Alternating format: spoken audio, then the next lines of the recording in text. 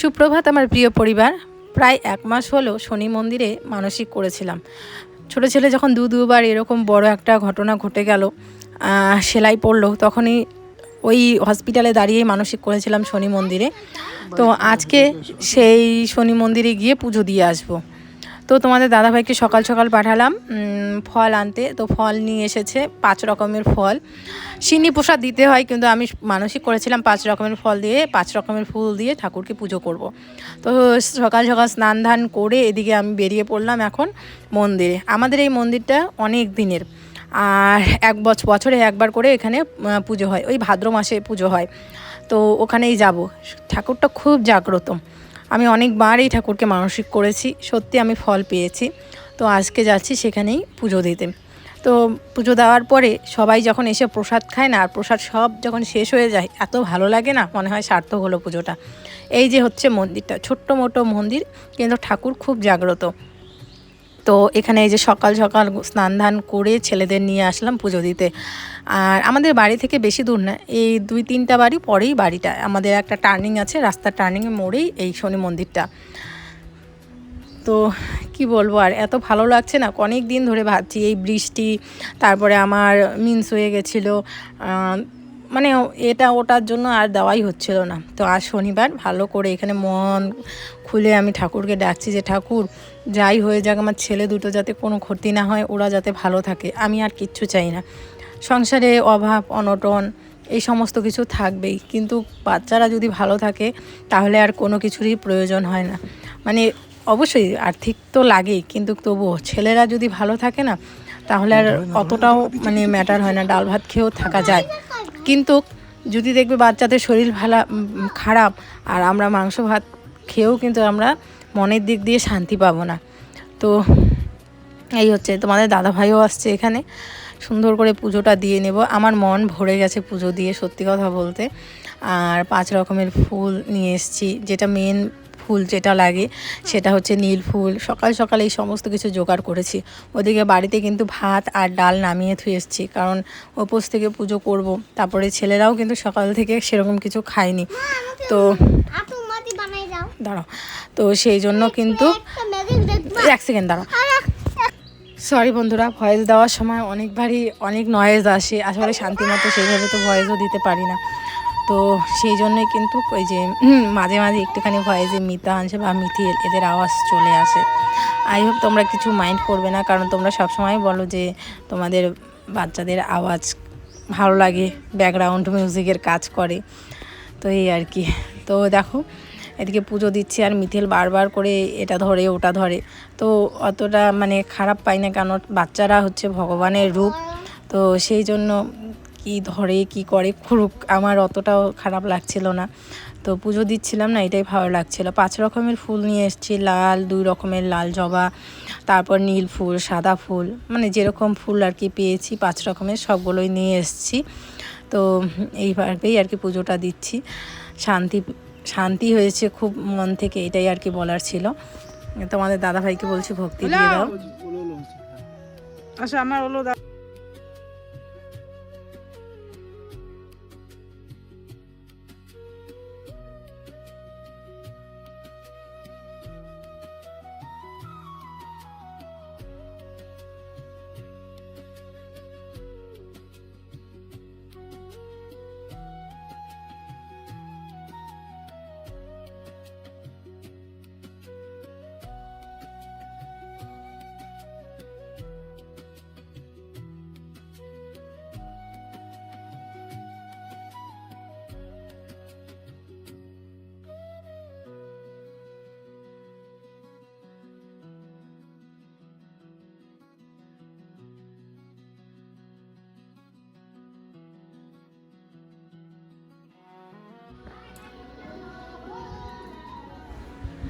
পুজো টুজো দিয়ে বাড়িতে আসলাম, সবাইকে প্রসাদ টোসাদ দিলাম। এখন দুপুর 12টা বাজে। এদিকে আমি ছেলেদের খাইয়ে দাইয়ে স্নান ধান করিয়ে ঘুম পাড়িয়ে দিলাম।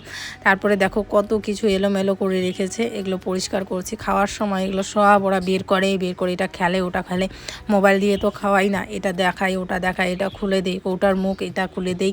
তখন ওরা একবার দুবার করে মুখে নেয়। তারপরে রুচির ফাইল খাওয়াচ্ছি বন্ধুরা, কিন্তু কোনো লাভ হচ্ছে না মিথিলের ক্ষেত্রে, কারণ ওই ফাইল খাওয়াও কোনো লাভ নেই, ও খেতেই চায় না। কী যে হয়েছে বাচ্চাটা, তোমাদের দাদাভাইয়ের সাথে মানে মাঝে মাঝে আমার ঝগড়া লেগে যায় খাওয়ানো নিয়ে। ও বলে বাদ দাও, খাওয়াইতে হবে না, খাওয়ানোর দরকারই নেই। এত গরমের দিনে আমাদেরই খেতে ইচ্ছা করে না, ও কীভাবে খাবে। তো মাঝে মাঝে সত্যি রাগ হয়ে মাঝে মাঝে খাওয়াই না আমি। এখন 1টা বাজে, এই মাত্র ভিডিও পাবলিক করলাম। আর দেখতে তো গেলে আজকে শনি মন্দিরে গেছিলাম পুজো দিতে। তো আসলে মিথিলের এই কদিন আগে এটা সেটা হওয়ার জন্য মানসিক করেছিলাম 2 ভাইয়ের জন্য। তো আজকে পুজো দিয়ে আসলাম। তো সেই জন্য সকালবেলায় একদম গ্যাসের টেবিল থেকে শুরু করে সব কিছু মোছা পরিষ্কার করা, ঘর দোর মুছেছি। তো এখন আর মুছবো না, ঝাড় ঠাড় এমনি দিলাম। এখন ভাতগুলো বেড়ে বেড়ে দেবো সবাইকে। দাদাভাই তো এখন খাবে না, আমিও এখন খাবো না। তো দেখি বাবাকে ভাত দেই। আর আজকে আমার কর্তামশাই রান্না করেছে, রান্না বলতে বেগুন ভাজা, ডাল এগুলো আমি করেছি। আর এই যে এই তরকারিটাও করেছে, পেঁপে, আলু, সয়াবিন, তারপরে হচ্ছে আর এটা কি শাক দিয়েছে আর কি, লাউ শাকের ডাঁটা, সব কিছু দিয়ে একটা ঝোল ঝোল তরকারি করেছে। চলো বাবাকে খাবারটা দিয়ে নিই, দিয়ে তারপর আমার কিছু কাপড় আছে, সেই কাপড়গুলো ধোবো।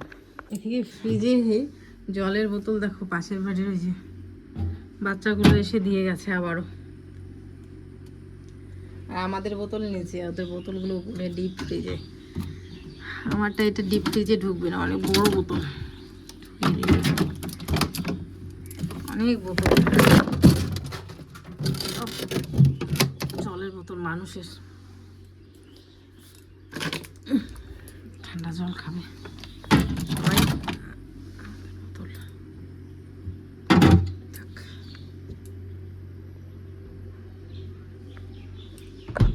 ছেলেরা ঘুমাচ্ছে, এই সময় আইসক্রিমের দোকান গেল। আর একটু আগে গেলে ওরাও খেতে পারতো। যে বড় দেখো আইসক্রিম কিনে দিল আমাকে। ও আসলে এত গরম লাগছে না, একটু আইসক্রিম খাই চলো। আরও একটা আইসক্রিমের দোকান হচ্ছে, দেখি।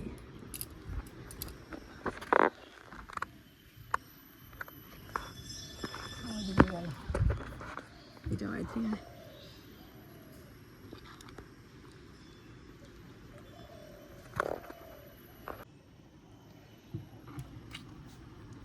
দারুণ টেস্টি।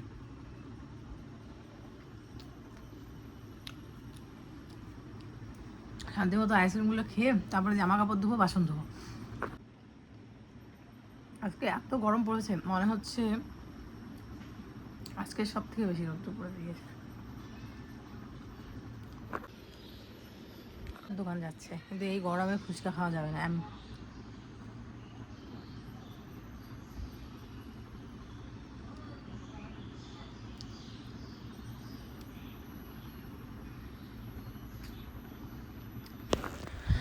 আইসক্রিম খেয়ে তারপরে চলে আসলাম কাজে। এখন আর স্নান করবো না, স্নান একবারে বিকালে করবো। মানে সকালে একবার স্নান করলে না, আবারও দুপুরবেলার দিকে মনে হয় স্নান করতে, কিন্তু তখন আবার বিকেলবেলায় শরীরটা আবার ঘেমে যায়, তখন মনে হয় আবার বিকেলবেলা স্নান করি। তো সেই জন্য এখন আর স্নান করবো না, স্নান একবারে আমি হচ্ছে ওই বিকেলবেলার দিকে করব, যখন ছেলেদের আবার পরিষ্কার করাবো তখন। তো এখন ওই বাসন কোসনগুলো মেজে নিচ্ছি। বাবার ভাত দিয়ে দিলাম ঘরে, বাবা খেয়ে নেবে। খেয়ে দিয়ে তারপরে হচ্ছে বাবা হচ্ছে সার দিতে যাবে নাকি জমিতে। এই বেগুন গাড়া হয়েছে না, সেই বেগুনের সার দিতে যাবে আর কি, বেগুন খেতে। তো সেই জন্য বাবার ভাত দিয়ে দিলাম। আর সকালবেলা বাবা খেয়েছে, আমরা সবাই যখন পান্তা খেয়েছি। আজকে কিন্তু পান্তা ভাত খেয়েছিলাম, কালকে রাতে যে পান্তা ভাত রেখেছিলাম না, কালকের ব্লগে দেখেছিলাম, ওই পান্তা ভাত সবাই খেয়েছি।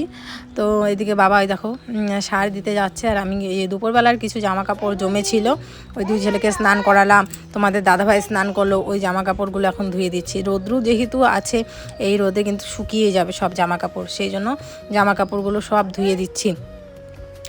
জামা কাপড়গুলো ধুয়ে তারপরে আমি একটুখানি রেস্ট করব। রেস্ট করতে কি এখানে প্রচুর সাপ বেরোছে, আমি যখনই যাই তখনই সাপ দেখি, সেই জন্য জামা কাপড় ধুয়ে দিই, ও নিয়ে রোদ্রে দেয়, আবার নিয়ে আসে মাঝে মাঝে।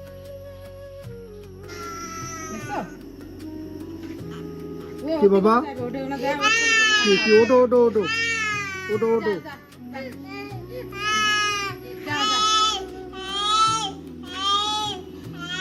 ভাত তো খায় না, ওটা কোনো যায় বসবে। এই ছেলে ওটো ওটো ওটো যাও যাও যাও যাও যাও যাও ভাত বলে না যায় নাকি রে?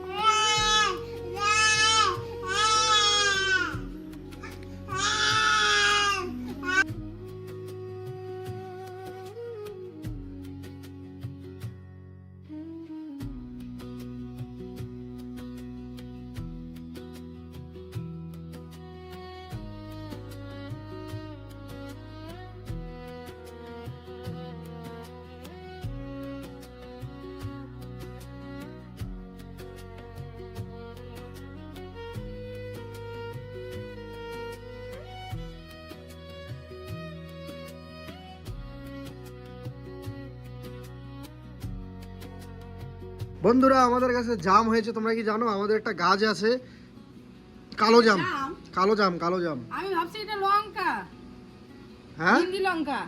জাম জাম ছেলের জন্য আনছি, মানে যদিও ছোট, গাছটা খুবই ছোট। আর হচ্ছে একটা ছিল, একটা আমি টেস্ট করছি। এটা কি হচ্ছে নতুন যে গাছ আনছো তুমি ওইটা? না না, এটা বাবাই লাগাইছে, ওটা অনেক আগের গাছ। গাছটা বেশি বড় না, কিন্তু জামগুলো এরকম সাইজের হয়েছে। এবার প্রথম তা আমি হঠাৎ করে না একটা দেখছি, ওটা ডালটা পারলাম, এই যে ছেলের জন্য রাখছি ছোট্ট কালো জাম। কয়েকদিন পরে তো ইসে পূজা, কি বলে, জয় জগন্নাথ, অম্বুবাচী। তোমরা একটা কমেন্ট করেছো, সেই কমেন্টটা আছে। আমি আজকে একটা ভিডিওতে কথা বলেছিলাম যে মানে কালকের ভিডিওতে, যে সব বাবাদেরই কর্তব্য, সব মায়েদেরই কর্তব্য, বা এটা হওয়া উচিত যে তার দুটি সন্তান হোক, তিনটি হোক, চারটি হোক। এখন 3টা 4টা রেয়ার কেস, মিনিমাম ধরলাম আমি ওই 2টা। তো সেই 2টাই হোক আর 4টাই হোক, আমার কথা হচ্ছিল যে সবাইকে সমানভাবে দেখা, সমানভাবে আদর করা, ভালোবাসা, যত্ন নেওয়া। তো সেখানে একটা কমেন্ট আসছে, আমি এটাও স্বীকার করেছিলাম যে হ্যাঁ, অনেক ক্ষেত্রেই আমরা মিথিলকে মানে পরিস্থিতির দ্বারা শিকার হয়েছিলাম। মানে এমন নয় যে ইচ্ছে করে, কোনো বাবা মা ইচ্ছে করে আশা করি হয়তো বা করবে না, কিন্তু ওটাই বলেছিলাম যে ওর অনেকটা স্যাক্রিফাইস করেছে আমাদের জন্য, তার জন্য দায়ী অবশ্যই আমরা। তারপরে এটাও বলেছিলাম যে হ্যাঁ, অনেকটা সময় গিয়ে দেখা যায় মানে যখন সন্তানরা বড় হয়, তখন আমরা একটা জিনিস দেখতে পারি, অনেক ক্ষেত্রেই সব বাবা মাদের নিয়ে এই কথাগুলি বলবো না, যে একটু বায়াসড হয়ে যায় আর কি, কোনো না কোনোভাবে সামহাও। মানে হতে পারে সেটা ফিনান্সিয়াল বা আরও অনেক কারণ থাকে। হ্যাঁ, আমরা দেখি, মানে আশেপাশে পাড়া প্রতিবেশী গ্রামাঞ্চলেও দেখা যায় আর কি। তো যাই হোক, সেই বিষয়ে যাচ্ছি না। একটা কমেন্ট আসছে যে মিথিলকে না চাইতেই পেয়ে গেছো না, এর জন্য হয়তো বা গিয়ে ওর প্রতি একটু আমাদের দয়া, মায়া, ভালোবাসার টান কম। সবারই বলছে যে তার ওই জন্য তোমাদের সবারই মিথিলের প্রতি একটু মানে। হ্যাঁ।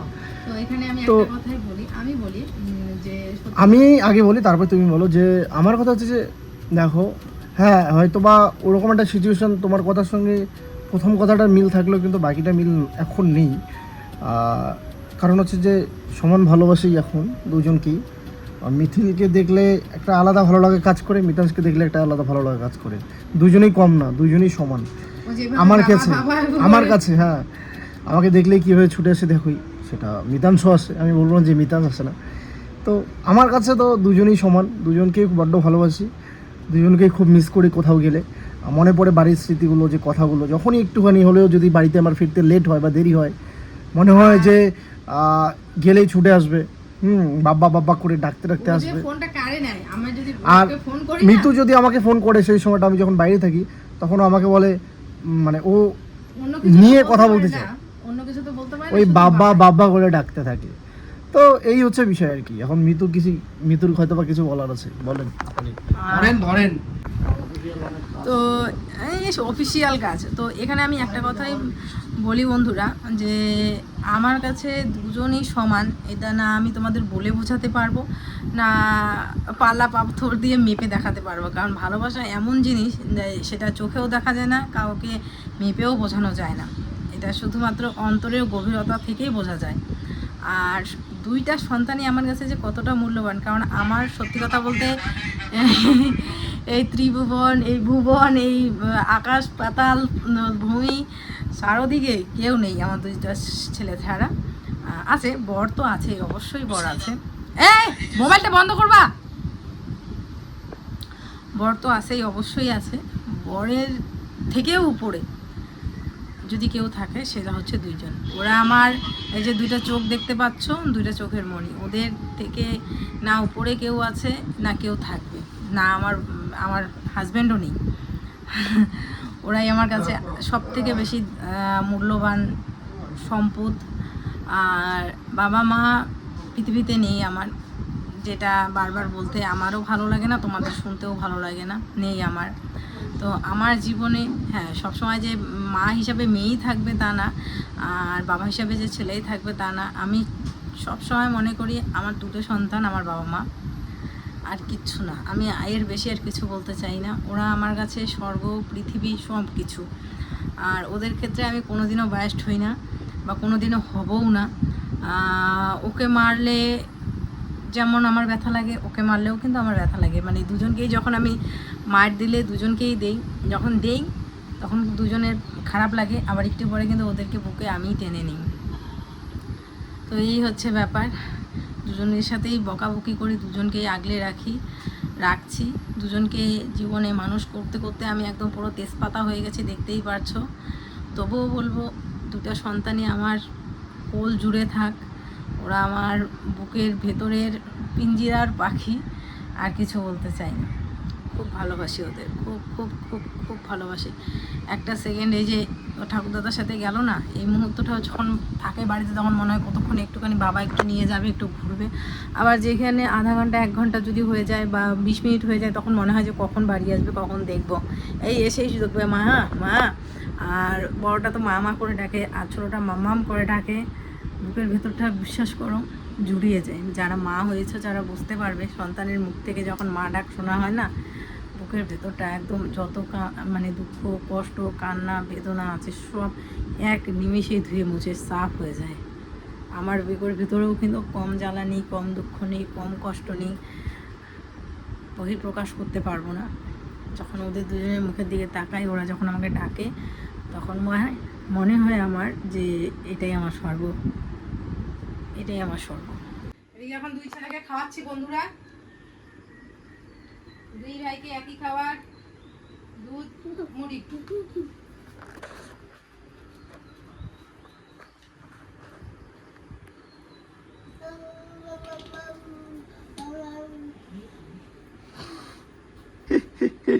খায় আবার ডুস ডুস করে